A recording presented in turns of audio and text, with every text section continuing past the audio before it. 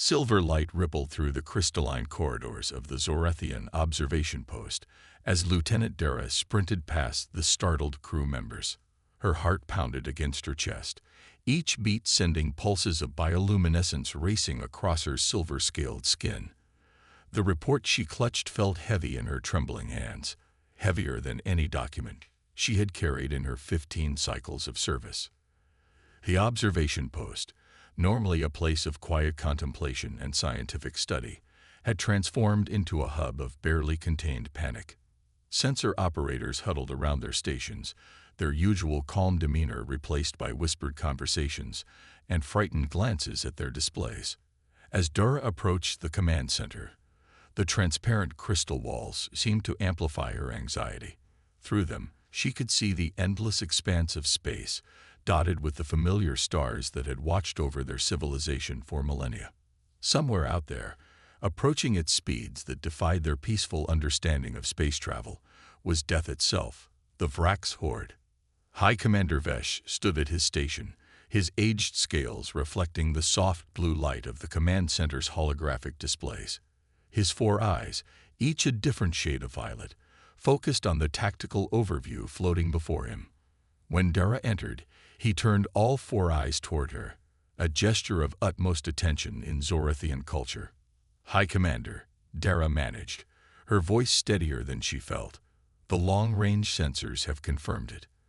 The fleet's signature matches all known patterns of the Vraxx Horde.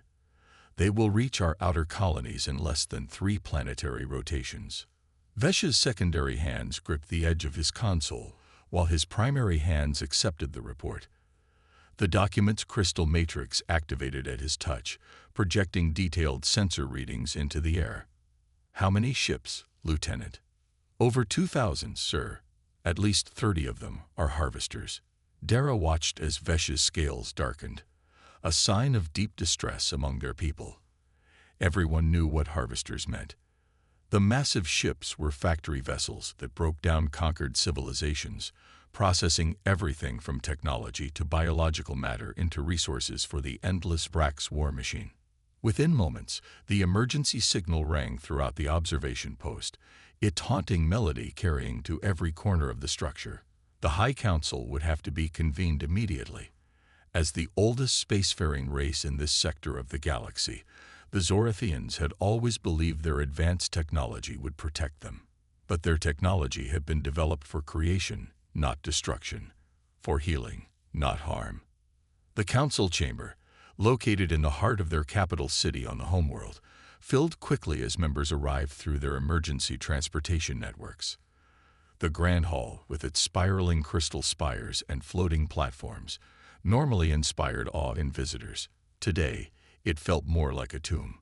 Dara stood at attention behind Commander Vesh as he addressed the council. The 12 eldest members of their species sat in a perfect circle, their aged scales reflecting the pulsing lights of the chamber walls. Each pulse matched the collective heartbeat of those present, a biological feature of Zorathian architecture that now betrayed their collective fear. "Honorable Council," Vesh began, his voice echoing in the vast space. "The rumors we have all dreaded have become reality. The Vraxx Horde approaches our systems. Their numbers are beyond our worst projections." One of the council members, Elder Mira, raised her primary right hand. "What of our defensive systems? The barrier network has protected us for generations." The barrier network was designed to defend against solar radiation and natural phenomena. Vesh responded, his scales rippling with concern. "The Vraxx, they are something else entirely. Reports from fallen civilizations suggest they adapt to any defense they encounter. Each failure makes them stronger." The chamber erupted in discussions, the walls bioluminescence becoming erratic with the spike in emotional energy. Some council members argued for immediate evacuation, others for attempting diplomatic contact, a notion that brought bitter laughter from those who had studied the Horde's history. As the debate reached its peak, Lieutenant Dara's personal communicator vibrated against her scales. She checked it discreetly, then felt her heart skip several beats. "High Commander," she whispered urgently, "something new has appeared on our long-range sensors." Vetch turned his attention to the data streaming across his own display.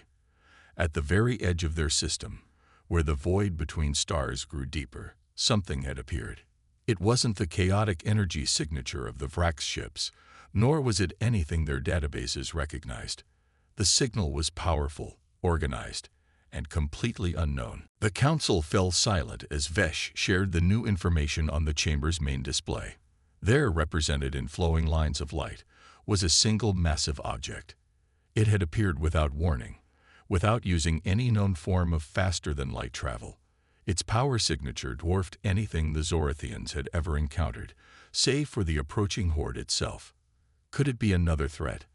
Elder Mira asked, her voice barely a whisper. Before anyone could respond, the unknown object broadcast a signal. It was neither the garbled screech of Vraxx communications nor the melodic patterns used by known spacefaring races. Instead, it was clear, precise, and carried in a format that suggested both great technological advancement and a desire to be understood. The Zorathian translation matrices began to work on the signal as the council watched in stunned silence. Whatever this new arrival was, it would either be their salvation or herald the end of their civilization. In that moment of uncertainty, as their defensive displays tracked both the approaching horde and this mysterious new arrival, the fate of an entire species hung in the balance. The TES Adamant cut through the void of space, its massive hull absorbing starlight like a shadow given form. Over 15 kilometers long, the vessel represented humanity's greatest achievement in military engineering. Its angular hull, covered in state-of-the-art stealth plating, made it look less like a ship and more like a piece of night that had broken free from darkness itself. Captain Hannah Park stood at the center of the bridge, her posture perfect despite the 18-hour shift she had just completed. The bridge crew worked around her in practiced efficiency, their movements precise as they ran diagnostics on the experimental jump drive. The technology was humanity's latest breakthrough, a system that could fold space in ways that their previous faster-than-light drives could only dream of. Engineering reports all systems nominal, Captain, reported Officer Youngmei from her station. The jump drive's quantum matrix is holding stable at 98% efficiency. Hannah nodded, her eyes never leaving the tactical display. The holographic readouts showed their position at the edge of explored space, far from any known civilization. It was the perfect place to test technology that could potentially tear a hole in the fabric of reality. Begin the final countdown for Test Jump 7, Hannah ordered, her voice calm but carrying the weight of authority that had earned her command of humanity's most advanced warship. All departments, report status. The bridge came alive with activity.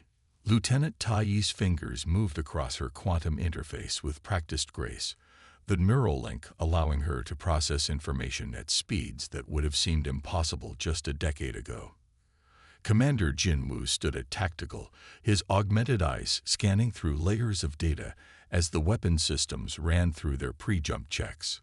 Engineering ready. Navigation ready. Weapons systems ready. Medical bay secured. All hands report ready, Captain.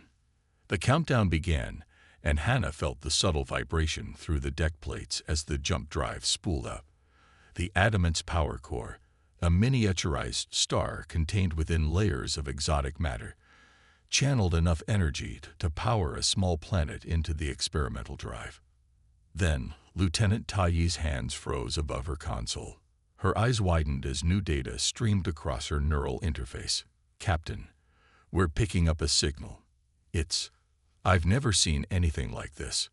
Source, Hannah demanded, already moving to Tai's station. Unknown, Captain. It's not following any known communication protocols, but it's definitely artificial.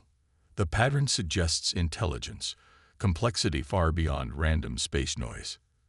Commander Jin Woo joined them, his augmented eyes processing the signal data. It's a distress call, Captain. The language is unknown, but the pattern matches universal distress frequencies. Based on signal strength and dispersion, I'd estimate it's coming from approximately 40 light-years rimward. Hannah studied the readouts, her mind racing through the implications.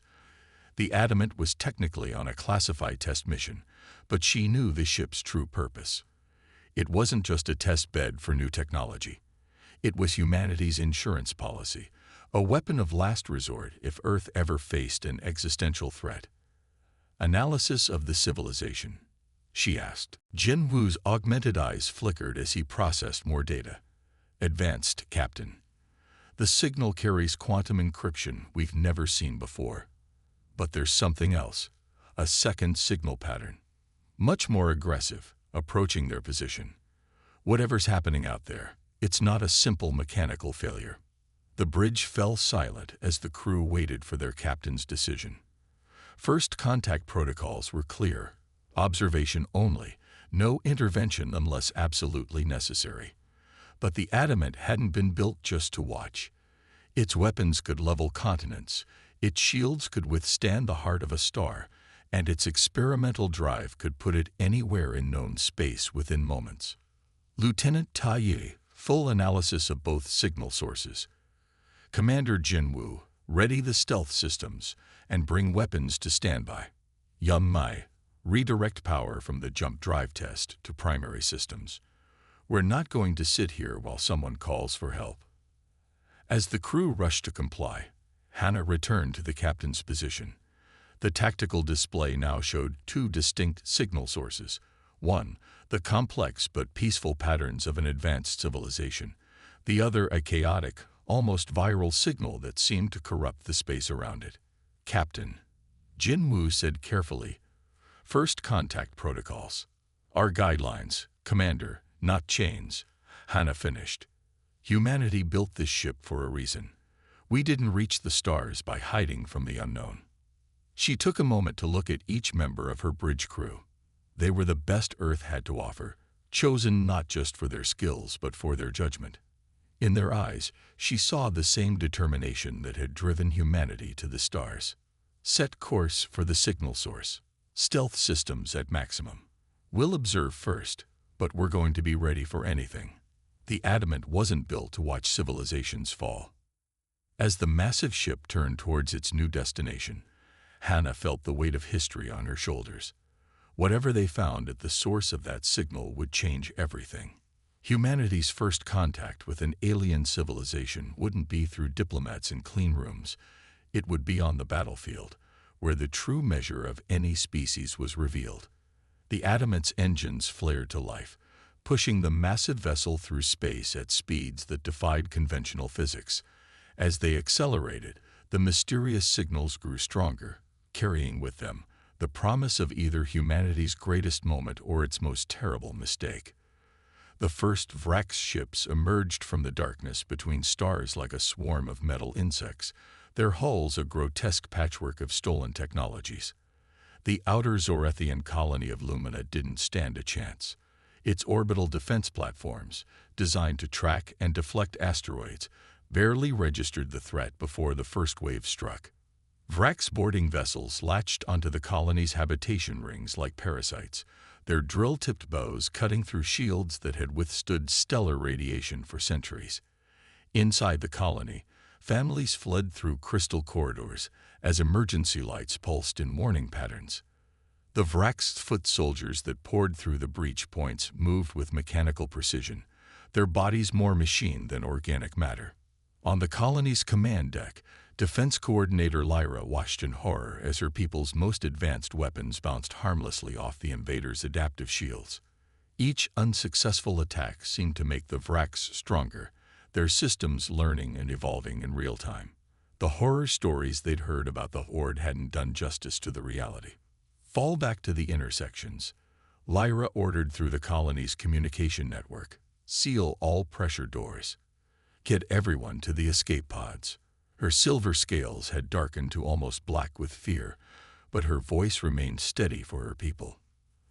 The Vraxx moved through the colony like a virus, consuming technology and biological material alike. Their twisted forms grew more grotesque with each assimilation, incorporating Zorathian tech into their own bodies. Security footage showed them tearing apart research labs and medical facilities, their tentacle-like appendages absorbing everything they touched. Above the colony, The main Vraxx fleet arrived. Their capital ships dwarfed the Zorathian defense vessels, massive constructs that seemed to devour light itself. Each one was unique, built from the remnants of countless conquered civilizations. Some bore weapon systems that could crack planets, while others housed factory complexes that processed conquered worlds into raw materials. Lieutenant Du Yan watched all of this from the stealth scout ship TES Whisper, her hands clenched tight on the controls.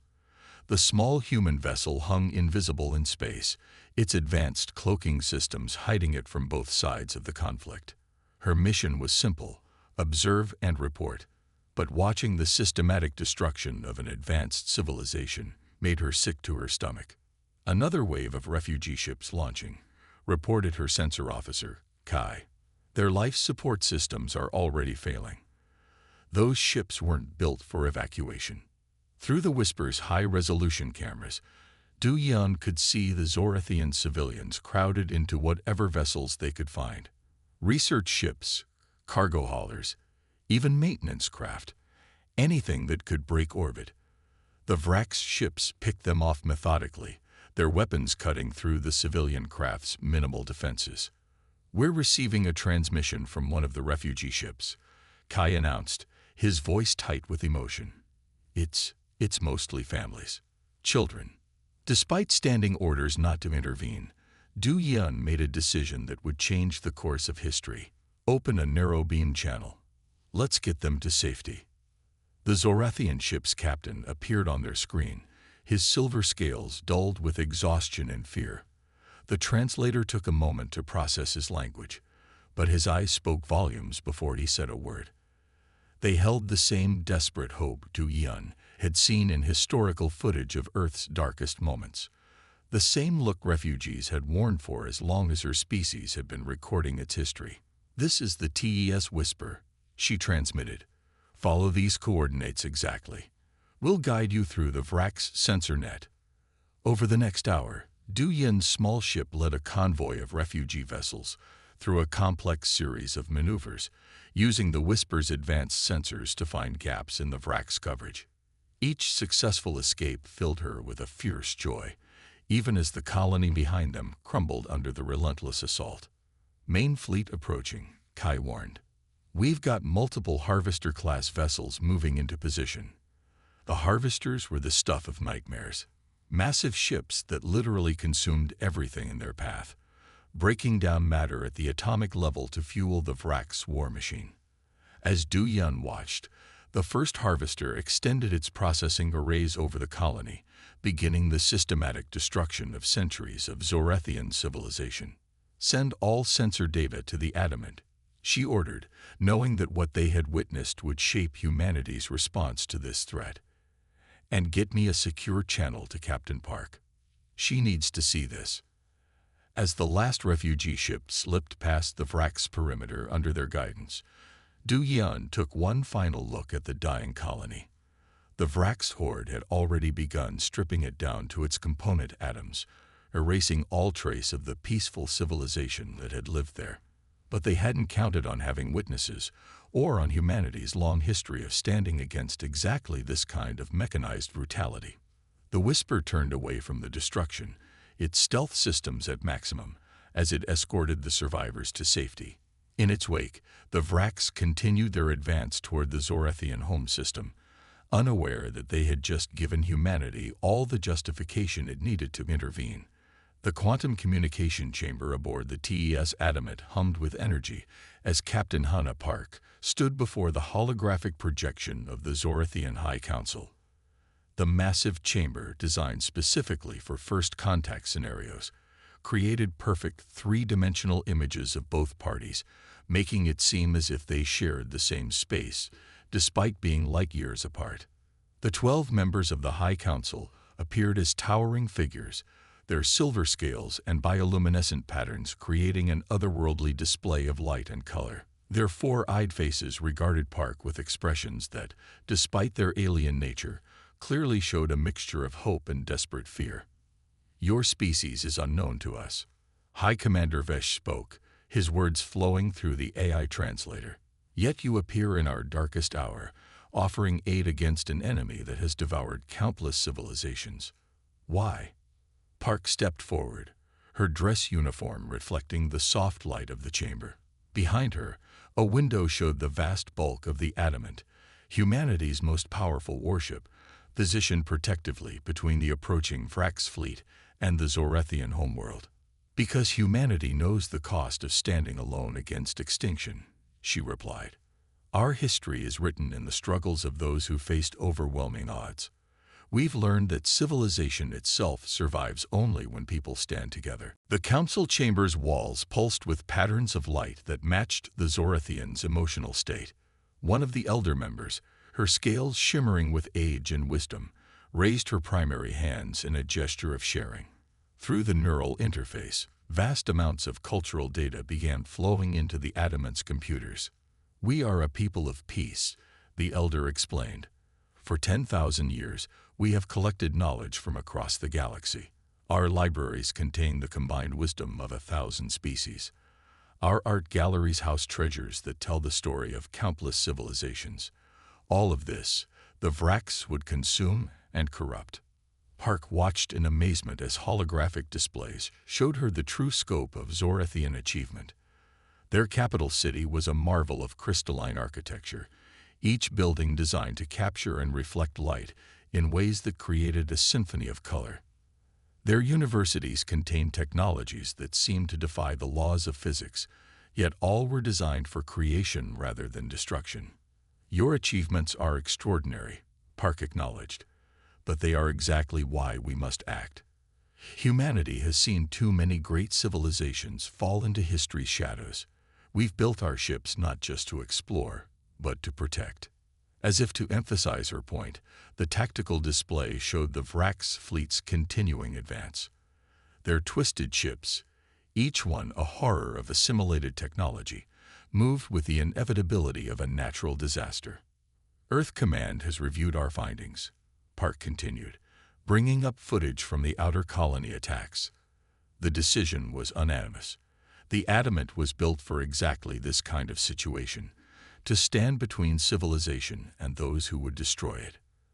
The council members conferred among themselves, their bioluminescent patterns creating complex displays of light that the ship's AI struggled to interpret.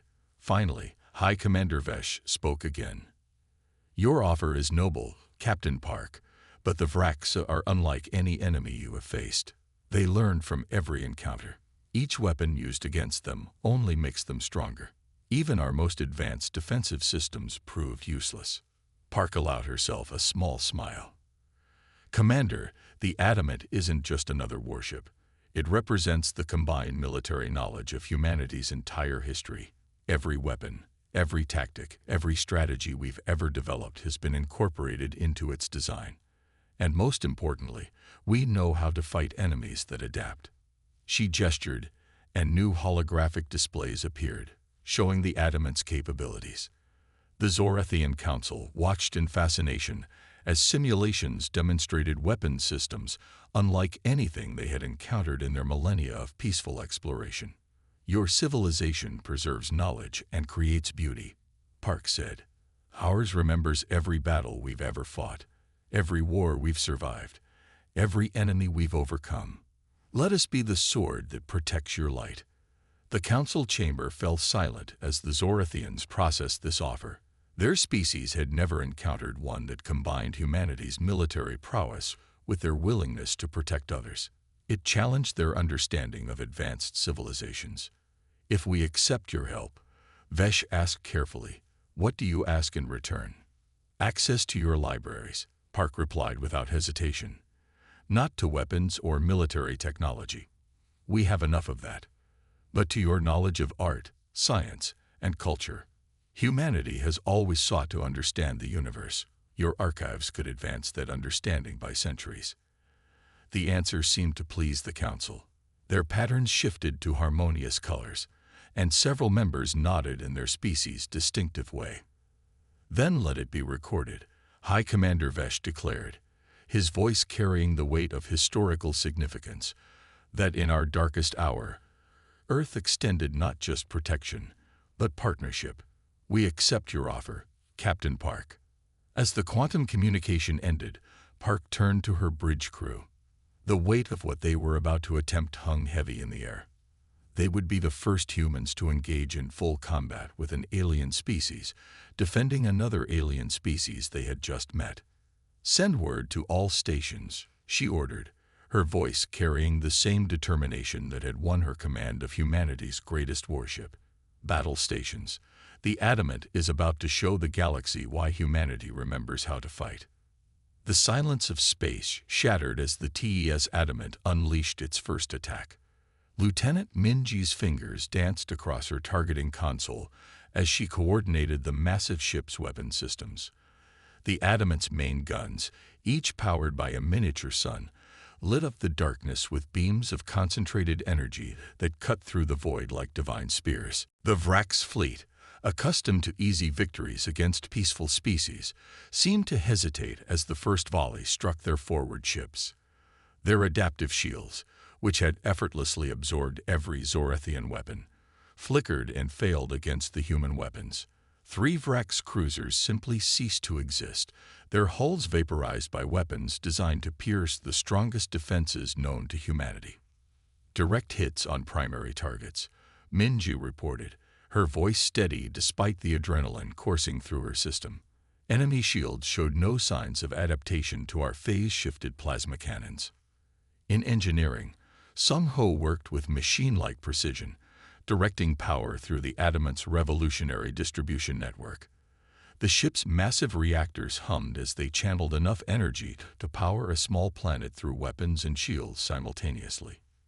Maintaining shield efficiency at 98%, he called out over the ship's command network. "Power matrix is stable and responding to all demands." Captain Park stood at the center of her bridge, watching as the battle unfolded on the tactical displays. The Vraxx fleet, recovering from their initial shock, began to move into attack formations.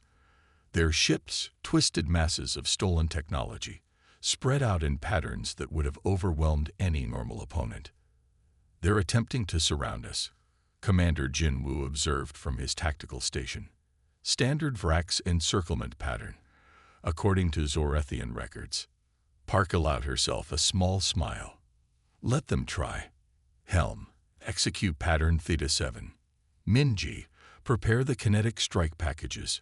Sung Ho, I want full power to forward shields when I give the word." The Adamant moved with impossible grace for a ship of its size. Its engines, powered by exotic matter reactions, pushed the massive vessel through maneuvers that defied conventional physics. The Vraxx fleet's attempt to surround them suddenly became a liability as the human ship's superior mobility turned their own tactics against them. "Kinetic packages armed and ready," Minji announced. Her targeting systems had already identified the optimal attack vectors, calculating trajectories that would maximize damage to the enemy fleet. The Adamant's secondary weapons opened up, launching swarms of smart missiles that broke apart into thousands of smaller projectiles. Each one carried a payload of dark matter, weapons that the Vraxx had never encountered and couldn't possibly have adapted to.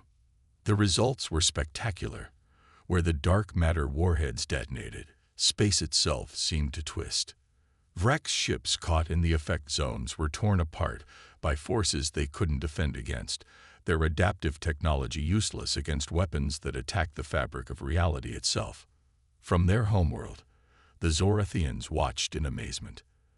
Their long-range sensors captured every moment as the human vessel demonstrated warfare on a level they had never imagined possible. The Adamant didn't just fight.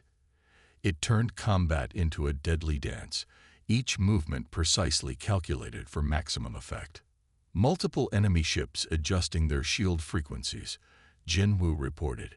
"They're beginning to adapt to our energy weapons." "As expected," Park replied calmly. "Execute Phase 2. Switch to Graviton Lance Arrays. Let's show them why humanity built redundancy into every weapon system." The Adamant's main guns reconfigured, the energy beams replaced by weapons that manipulated gravity itself. Vraxx ships that had just adapted to defend against energy attacks suddenly found themselves being crushed by artificial gravitational fields thousands of times stronger than any natural force. Enemy fleet is showing signs of confusion, Minji reported with satisfaction. Their adaptive algorithms can't keep up with our weapon variations. The battle continued to unfold like a deadly chess game. Every time the Vraxx adapted to one type of attack, the Adamant switched to another. Plasma weapons became gravity weapons, became kinetic strikes, became quantum disruption beams. Each change forced the enemy to start their adaptation process anew. Sungho's voice came over the command channel, tight with concentration. Power Matrix is handling the weapon switches perfectly, Captain. Shield harmonics are adjusting automatically to compensate for enemy return fire.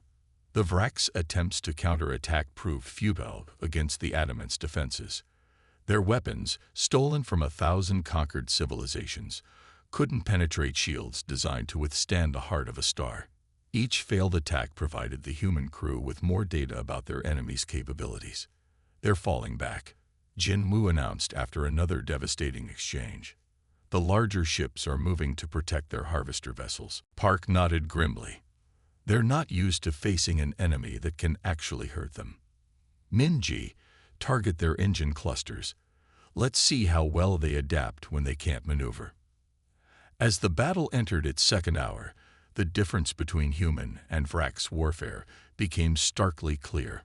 Where the Vraxx relied on overwhelming force and adaptation, humanity had built its weapons around the principle of continuous innovation. The Adamant didn't just carry powerful weapons, it carried dozens of different ways to destroy an enemy, each one designed to work when others failed. The Zorathian observers, watching from their orbital platforms, found themselves witnessing something entirely new. This wasn't the mindless destruction of the Vraxx Horde. This was warfare elevated to an art form, where each shot, each maneuver, each tactical decision served a precise purpose. In the Adamant's dance of destruction, they saw not just military power, but the culmination of thousands of years of human military evolution. The battle had reached a critical point. Even the Adamant's advanced weapons were beginning to lose their effectiveness as the Vraxx fleet adapted to each new attack.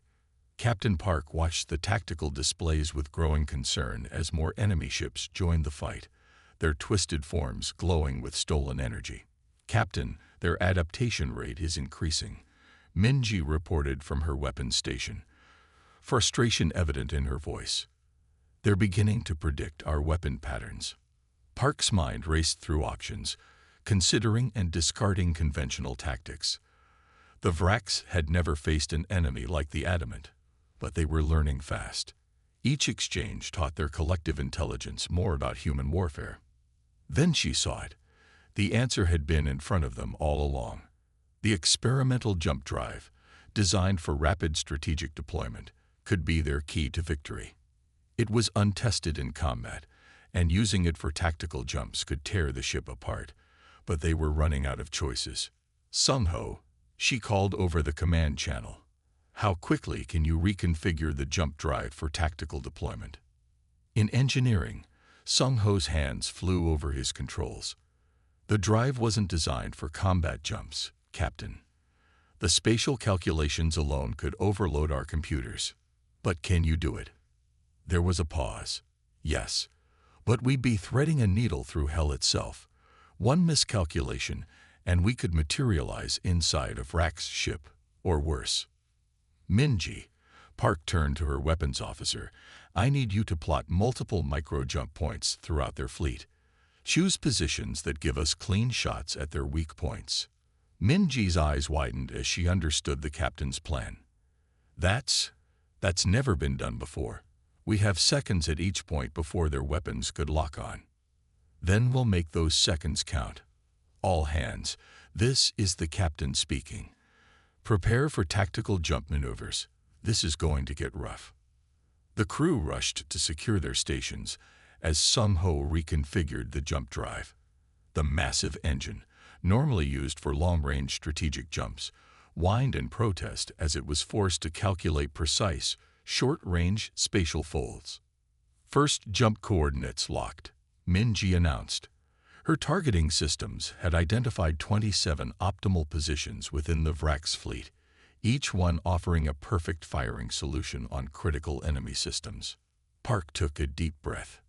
Execute.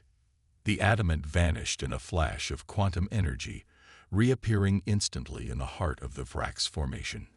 Before the enemy could react, every weapon on the human ship fired simultaneously. Shields failed, hulls cracked, and 3 Vraxx ships exploded before their adaptive systems could even register the threat. Then they jumped again, and again. Each time, the massive human warship materialized in a new position, unleashed a devastating barrage, and disappeared before the Vraxx could respond. It was like fighting a ghost armed with the most powerful weapons humanity had ever created. From their command centers, the Zorathians watched in amazement. Their own ships had always fought defensively, trying to weather the Vraxx assault. But this was something else entirely. The Adamant wasn't just fighting. It was rewriting the rules of space combat with every jump. Inspired by the human ship's aggressive tactics, Zorathian commanders began to look at their own technology differently. Their defensive systems, designed to create protective barriers, could be pulsed to generate electromagnetic waves.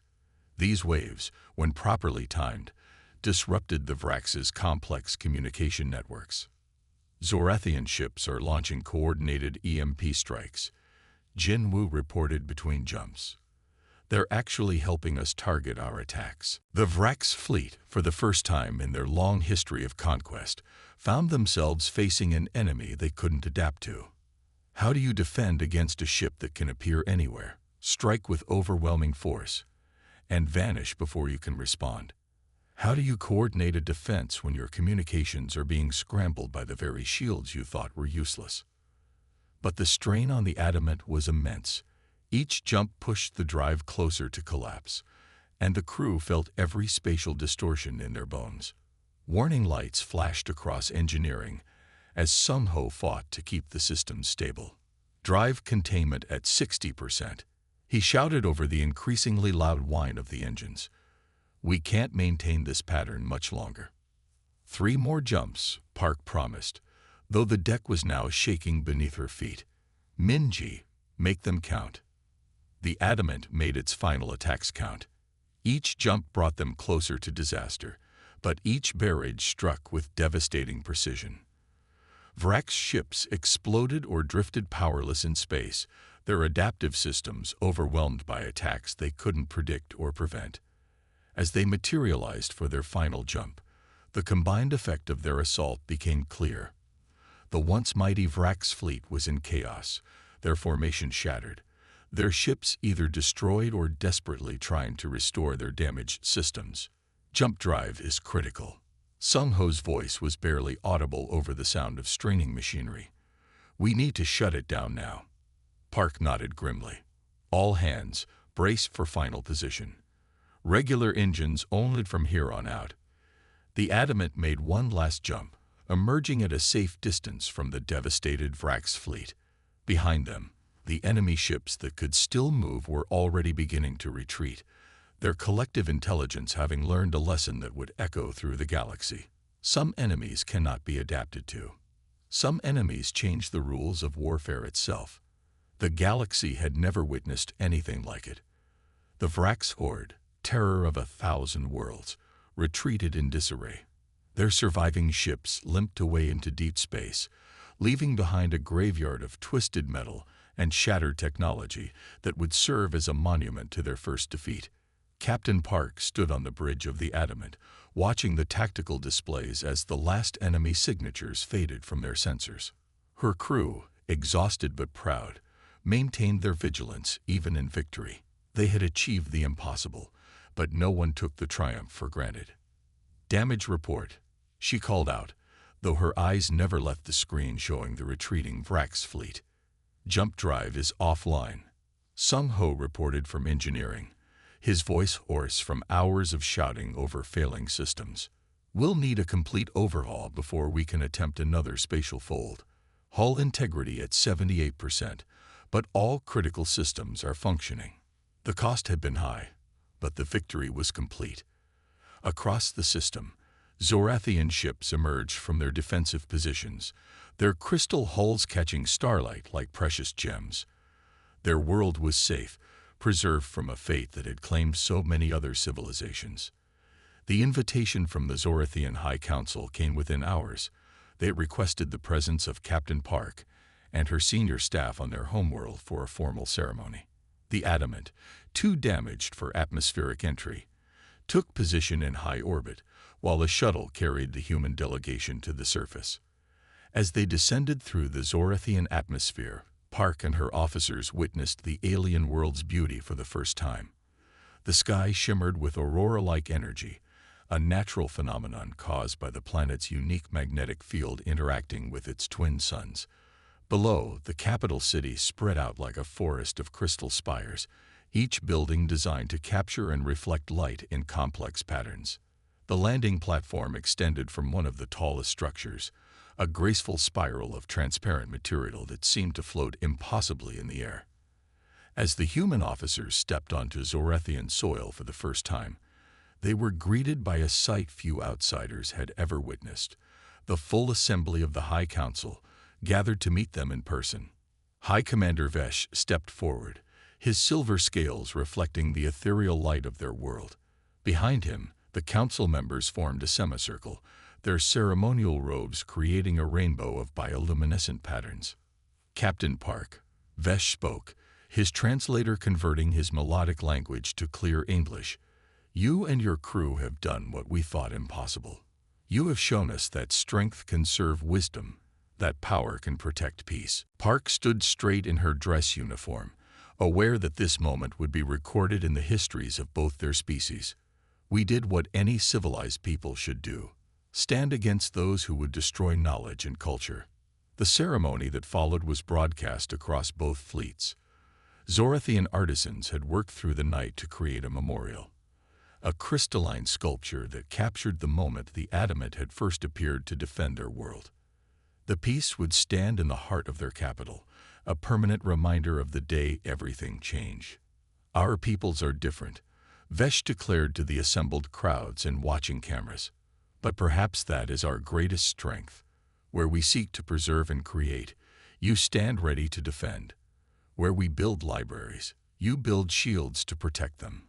We offer Earth not just alliance, but friendship. The cheers that erupted came from both species. In orbit, human and Zorathian crews celebrated together on their ships. Engineering teams from both worlds were already sharing ideas, finding ways to combine their technologies. The Zorathians' mastery of crystal electronics perfectly complemented human advances in quantum mechanics. Later, during the celebration feast, Park watched as her crew mingled with their new allies. Minji was deep in discussion with a Zorathian weapons researcher, both of them sketching diagrams on datapads.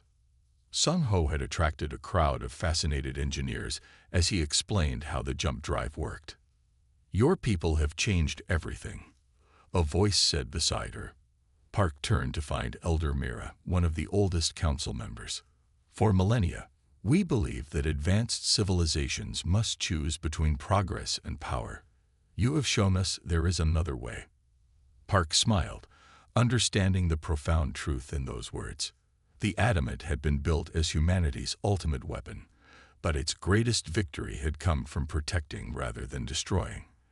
They had made their mark on the galaxy not through conquest, but through defense of something precious.